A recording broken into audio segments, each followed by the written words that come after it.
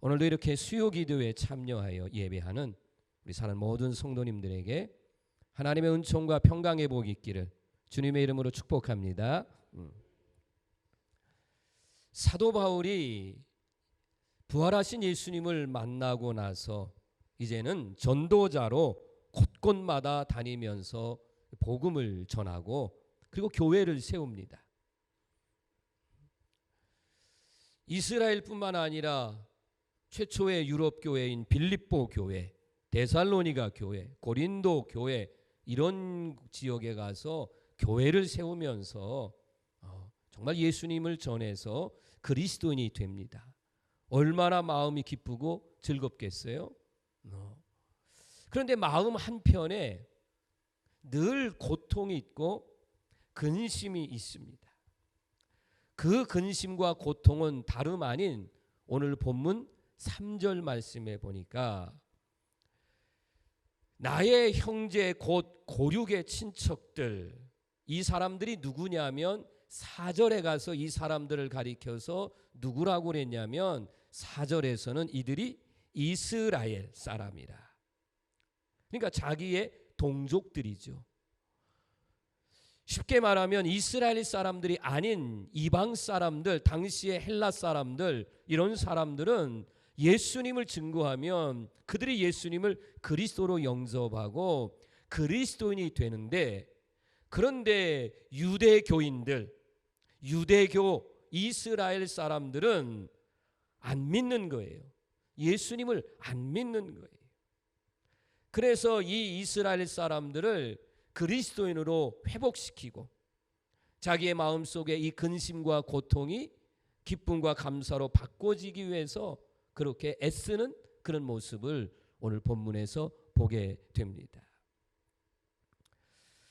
사도 바울은 지난 수요기도 때 설교한 것처럼 로마서 8장에서 하나님의 사랑에서 끊을 수 없다. 아멘. 예수 그리스도의 사랑 안에서 끊을 수 없다. 이것을 아주 강조했어요. 나를 옷을 벗기고 칼을 목에다 들이대고 나를 죽이려고 한다 할지라도 하나님이 나를 붙들고 있기 때문에 나는 하나님의 사랑에서 끊어질 수가 없다. 거절할 수 없는 하나님의 사랑, 끊을 수 없는 하나님의 사랑. 그런데 이런 사랑을 가지고 있는 나가, 다시 3절 말씀을 보여주면 그리스도에게서 끊어질지라도 이렇게 되어 있어요. 아니 로마서 8장에서는 절대로 끊어질 수 없는 하나님의 사랑과 예수님의 사랑을 말했던 사람이 오늘 3절에 와서는 그리스도에게서 끊어질지라도, 이 말은 뭐예요? 내가 우리 유대인들에게 복음을 전해줘서 그들이 구원함을 받는다면 나는 저주를 받아서 그리스도에게 끊어져서 내가 지옥에 간다 할지라도 나는 원하는 바다. 여러분, 한 영혼을 구원하는 동족에 대한, 민족에 대한 애국심도 있지만 한 영혼에 대한 이 구원에 대한 것이 얼마나 큰가 하는 것을 오늘 말씀을 통해서 우리가 볼 수 있습니다. 그래서 바울은 이런 마음의 소원을 가만히 갖고 있는 게 아니라 그는 이스라엘 남자 10명만 모이면 어떤 지역, 어떤 마을에도 성인 남자 10명만 있으면 반드시 세워지는 게 뭐냐면 회당입니다. 회당. 그래서 마을 곳곳마다 있는 게 회당이에요. 그러니까 율법을 가르치는 곳이죠. 그래서 이것을 너무나도 잘 알고 있는 바리새인이면서 율법학자인 이 바울은 안식일이 되면 거길 가는 거예요. 거기 가면 반드시 누구를 만나냐면 유대인을 만나는 거예요. 그래서 그들에게 하나님의 말씀을 가르치면서 누구를 소개하냐면 예수님의 십자가와 아멘, 예수님의 부활을 그들에게 증언하고 가르칩니다. 그래서 유대인들이 그리스도인으로 이렇게 우리말로 표현한다면 개종을 하고 그리스도인이 되는데, 그런데 유대인의 그 교회에 깊이 관여를 한 사람들은 사도 바울이 적처럼 느껴지는 거죠. 저 사람만 왔다면 유대교에서 기독교로 바뀌어지니까, 그래서 어느 정도까지 이렇게 마음을 먹냐면 저 사도 바울이라는 사람을 우리가 죽입시다. 그래가지고 사람을 모았는데 40명이 자원을 해요. 세상에 사도 바울은 여러분에게 말씀드린 것처럼 키도 1m 53cm 정도밖에 안 되고 건강도 약하신 분이에요. 40명이 아니라 뭐 1대1로 싸워도 육적으로는 패할 수밖에 없는 그런 연약한 분이 사도 바울이에요. 그런데 이 사도 바울을 죽이겠다고 40명이 자원을 했는데, 그런데요 뭐라고까지 얘기했냐면 저 사도 바울을 죽이기 전까지는 나는 밥을 먹지 않겠다. 이런 아주 악의를 품고 사도 바울을 죽이려고 합니다. 가는 곳곳마다 사도 바울은 아주 조직적으로 계획적으로 박해를 받습니다. 매를 맞기도 하고, 또는 심지어는 얼마나 때렸는지 죽었구나 하고 공동묘지에다가 내던져 버릴 정도로 박해를 받습니다. 그래도요 또 일어나서 회당에 들어갑니다. 그리고 그가 마지막으로 가고 싶은 곳이 어디였냐면 바로 로마였어요. 로마를 가기 위해서 그가 먼저 선택한 곳이 바로 예수님도 십자가를 지기 위해서 예루살렘에 들어가신 것처럼 바울도 예루살렘에 가요. 가서 여지없이 체포를 당하죠. 로마에 가서 복음을 전하기 위해서는 그는 내가 죄수의 몸으로 가는 것이 좋겠다 하고 로마의 시민권을 가지고 있기 때문에 요즘 법원으로 얘기하면 로마법에다가 항소를 해요. 그래서 로마로 압송을 가게 됩니다. 여러분 가다가도 어때요? 유라굴로 광풍을 만나서 275명, 사도 바울까지 하면 276명 생명을 사도 바울 한 사람 때문에 살려주고, 그 사람들이 어때요? 복음의 나팔수가 되죠. 아, 사도 바울이라는 사람 때문에 우리가 목숨을 건졌다. 그리고 로마 감옥에 들어가서 순교하시는 그날까지 복음을 전했던 분이 바로 사도 바울입니다. 이렇게 사도 바울은 박해를 받으면서도 끈질기게 이방 사람은 물론이요 동족인 이스라엘 사람들에게 복음을 전하려고 하는 이 열정, 미련, 에휴 안 들어 먹어, 말도 더럽게 안 들어, 에이 나는 가족전도 안 하겠다, 절대로 그럴 수 없는 거예요. 여러분 제가 이번에 신방을 다니면 목적이 뭔지 아세요? 정말 여러분의 가족 한 사람 한 사람 다 예수님 믿는 가정은 또 뭐 친척이든 어떻든 간에 제가 지금 전하고자 하는 메시지가 이번에는 하나님이 그런 마음을 주셨어요. 그래서 여러분을 만나서 기도 제목을 듣고 그래서 위에서 기도하고 마침내 하나님께서 주의 종과 여러분의 기도를 들으시고 여러분의 가족이 다 예수님 믿고 구원받기를 주의 이름으로 축원합니다. 여러분 생각을 해보세요. 예수님 안 믿으면 어디 가요? 지옥 간다고 그러는데 그냥 지옥 간다고 그렇게 말하고 내 가족이 가면 좋겠어요? 그럴 수 없잖아요. 오늘 그런 마음을 갖자는 거예요. 출애굽기 32장에 보면 모세가 시내산에 십계명을 받으러 갑니다. 모세가 내려오지를 않으니까 세상에 형이 제사장인데 형을 아론을 중심으로 해서 다 금 이런 것들을 바쳐가지고 금송아지를 만들어요. 금송아지. 이건 애굽에서 늘 그들이 져줬던 우상의 문화예요. 그런 짐승들을 섬기는 게 이게 늘 습관적으로 내려왔으니까. 그래서 금송아지를 만들어 놓고 그리고 우리를 애굽에서 인도해낸 여호와 하나님이 이 금송아지다. 세상에 이 짓을 하고 있어요. 처음에는 모세도 화가 났잖아요. 화가 났어요. 그래서 레위인들을 동원해서 칼로 그냥 쳐 죽여라 해서 3,000명을 그날 죽입니다. 그런데 가만히 보니까 3,000명이 아니라 하나님이 얼마나 화가 나셨는지 다 죽일 것 같거든요. 그러니까 모세가 그때 정신이 번쩍 났어요. 지금 하나님을 섬기지 않고 우상을 섬겼던 이것에 대한 분노는 있었지만 이러다가는 내 백성이 다 죽게 생겼거든요. 그러니까 모세가 하나님 앞에 목숨을 걸고 기도하기를 출애굽기 32장 32절에 이렇게 기도하는 겁니다. 읽어볼까요? 시작. 그러나 이제 그들의 죄를 사하시옵소서. 그렇지 아니하시오면 원하건대 주께서 기록하신 책에서 내 이름을 지워버려 주옵소서. 아멘. 여러분, 자기는 천국에 가는 것 당연하고 우상을 섬기는 이 민족들은 지옥 가는 게 당연하다. 이게 보통의 생각일 수 있겠죠. 하나님을 섬기지 않았으니까. 그런데 모세는 그렇지 않아요.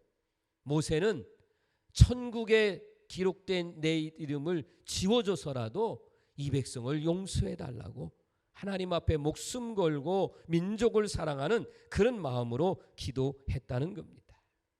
다시 한번 말씀드릴게요. 여러분의 가족을 얼마나 여러분 사랑하십니까? 정말 여러분 가족이 구원받아야 되겠죠. 이것보다 더 소중한 건 없잖아요. 여러분, 마지막 정말 지금은 몰라도요, 육신의 죽음이 정말 가까이 오거나 맞이했을 때는 이건 너무 절실하거든요. 이건 너무 절실해요. 그래서 다시 한번 우리 성도 여러분, 여러분의 가정, 부모님이든 여러분 자녀 다 예수님 안에서 복음 전도해서 구원받기를 간절히 바랍니다. 사도 바울은 이스라엘 백성들에게 말하는 겁니다. 당신들은 하나님이 택한 백성입니다. 당신들은 언약의 백성들입니다. 하나님이 주신 율법을 맡은 자들입니다. 그런데 여기서부터가 오늘 말씀의 중요 포인트가 나옵니다. 그들은 하나님의 율법을 맡은 거로만 그들은 책임을 다하는 것으로 알고 있었어요. 사도 바울은 그게 아니라는 거예요. 율법을 지키는 것도 중요하지만 이 율법을 어떻게 하는 게 전하는 것이 마땅하다는 거예요. 알려주는 것이 이게 마땅하다는 거예요. 그래서 유명한 고린도전서 4장 1절 2절 말씀을 우리가 보셔야 돼요. 자, 시작. 사람이 마땅히 우리를 그리스도의 일꾼이요 하나님의 비밀을 맡은 자로 여길지어다. 그리고 맡은 자들에게 구할 것은 충성이니라. 아멘. 1절로 다시 한 번만 넘어가 봐요. 그리스도의 일꾼인데 우리는 뭐라고요? 하나님의 비밀을 맡은 자다. 이 하나님의 비밀, 하나님의 율법을 맡은 자예요. 근데 이 율법을 맡은 자가 2절로 넘어가면 뭐 하라고요? 충성하라는 거예요. 충성.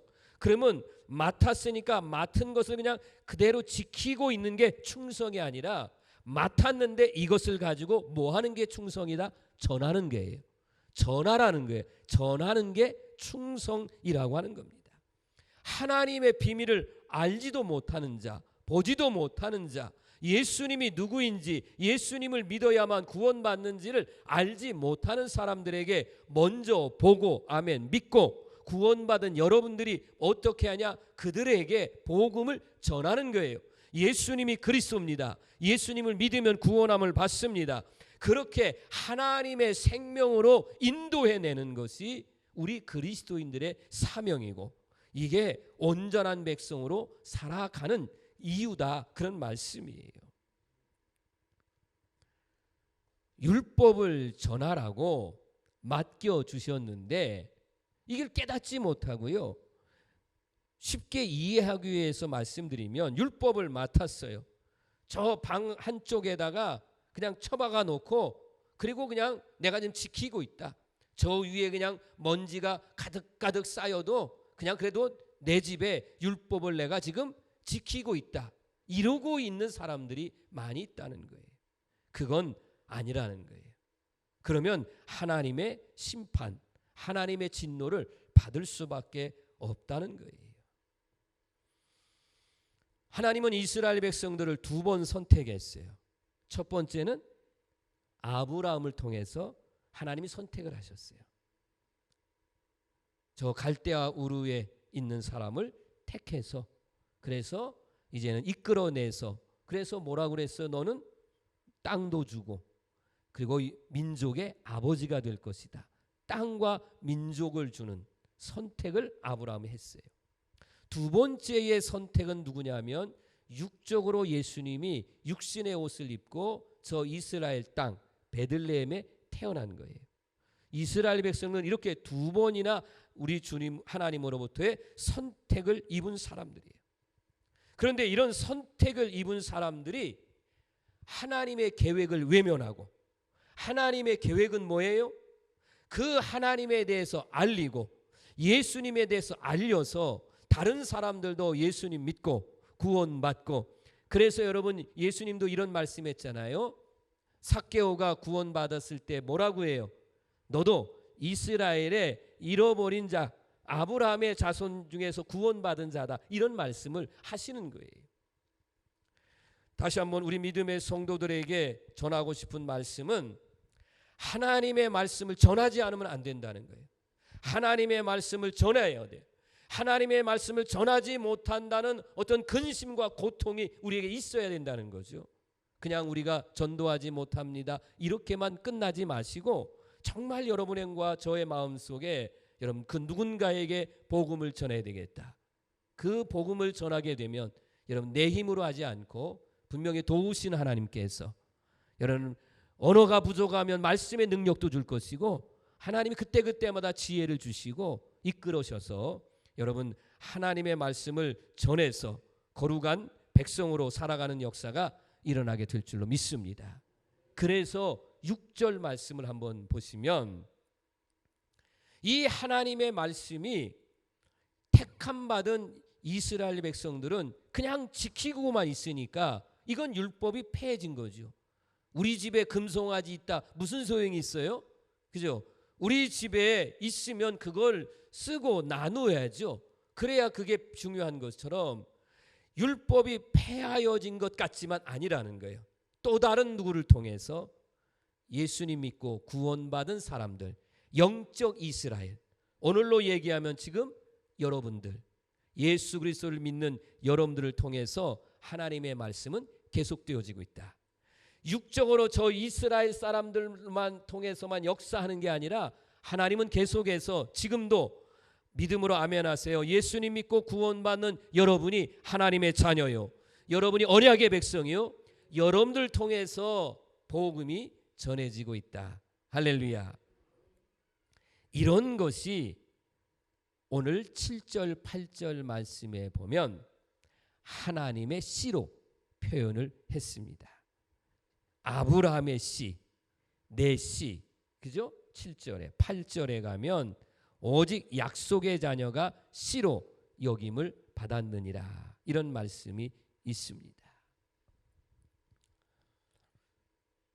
어느 목사님이 저에게 이렇게 글을 보내주는 가운데에 외국에서 이렇게 오시는 목사님들을 소개를 할 때에 양화진으로 모시고 간다는 거예요.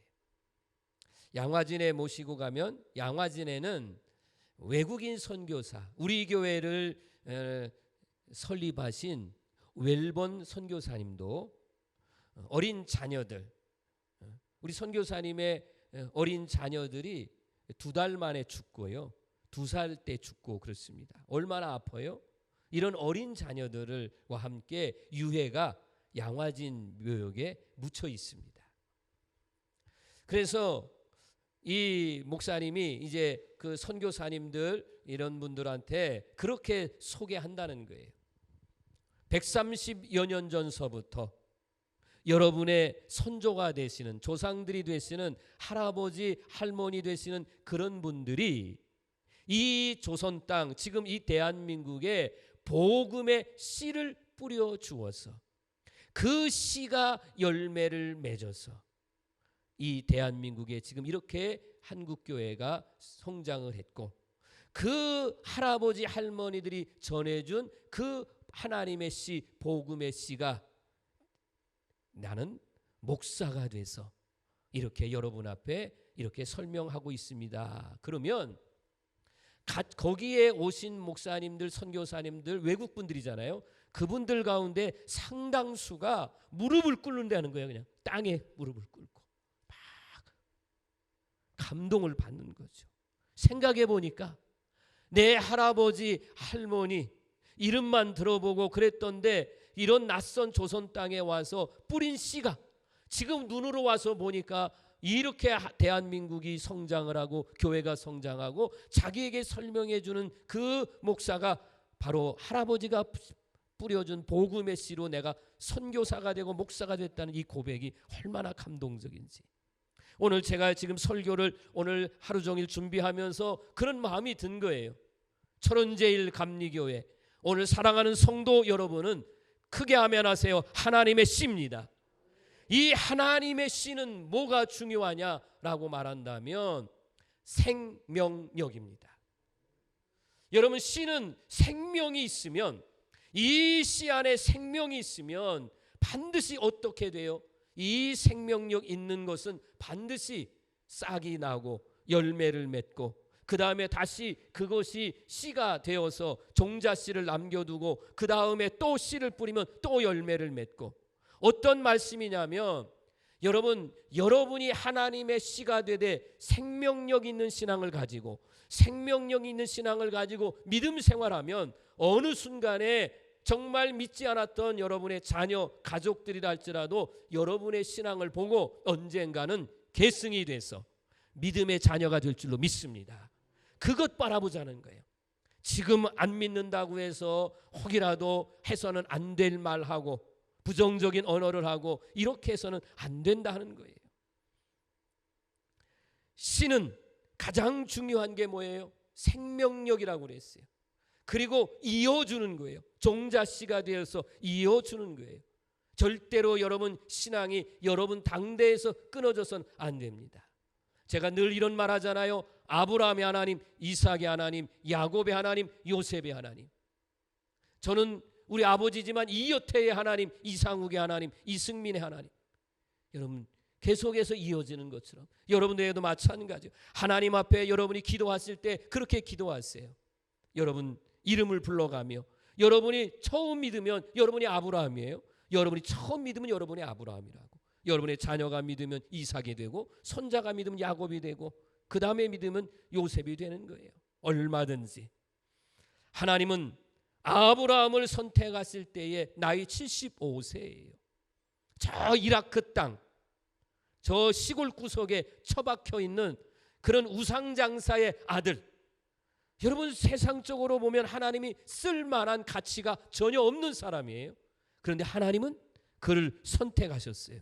그를 택하셨어요. 그리고 그를 택하시면서 뭐라고 그랬어요? 자식도 없는데 가나안 땅을 줄 것이다. 약속의 땅을 줄 것이다.